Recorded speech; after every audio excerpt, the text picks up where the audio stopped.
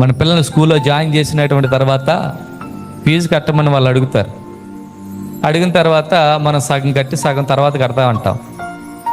Time వచ్చినప్పుడు teachers వచ్చి పిల్లల్ని అడుగుతారు, అమ్మా మీ నాన్న స్కూల్ ఫీజు కట్టలేదు అంటే ఆ పిల్ల ఏం చేస్తుంది?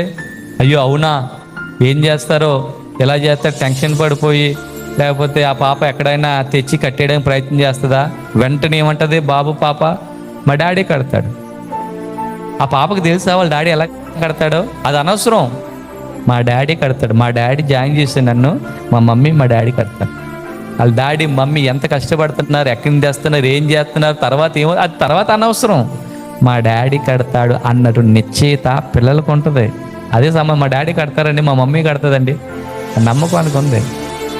ఒకవేళ మా డాడీ మమ్మీ ఫీజు కడతారని నిశ్చయిత నమ్మకం వాళ్ళకి లేదనుకో, ఎవరెవరంకో చూస్తారు, ఏదేదో మాట్లాడుతుంటారు, ఎక్కడెక్కడ భయపడిపోతూ ఉంటుంటారు. ఈరోజు దేవుని బిడ్డలారా, నీ ప్రార్థన నీ దేవుడు ఆలకిస్తున్నాడు అని నీకు నిశ్చయిత ఉన్నదా? నమ్మకం ఉన్నదా? లేకపోతే ఎక్కడైనా డౌట్ ఉందా? ఎక్కడైనా డౌట్ ఉందా? నిజంగా నా దేవుడు నా ప్రార్థన ఆలకిస్తున్నాడా?